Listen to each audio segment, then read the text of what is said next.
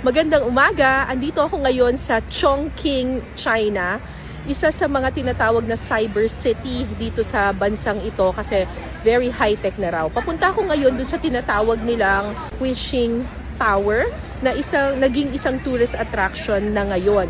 So ang sabi sa amin ng mapa ay paakyat daw ng tower, yan lang daw yung kailangang akyatin na hagdan. Medyo nawiweirdohan lang ako kasi may elevator dito.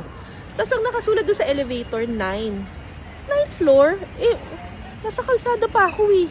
Anyway, akyatin na natin dito.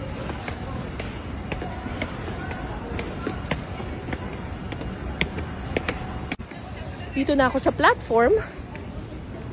Bakit kaya naging tourist attraction to? So naglakad-lakad ako doon sa mezzanine ng tower na ito. Nagulat na lang ako kasi pagdating ko sa may bandang dulo, May bridge. Ay, nakakalula. Ano yan? Bakit ang lalim na? So mula dito, iisipin mo, nasa first floor ka lang. Pero, pag lumakad ka ng a few steps, makikita mo na you're not on the first floor, but on the 22nd floor. Ito yung tinatawag na 5D city design. So dito sa Chongqing, very hilly. Marami itong bundok.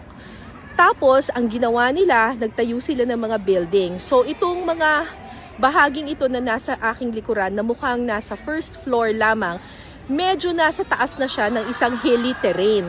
Tapos, dito sa bahaging ito, dito sa may bridge na ito, actually, yan na yung slope ng bundok.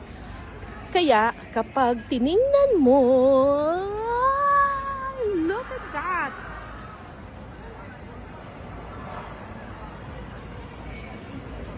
We're actually on the 22nd floor.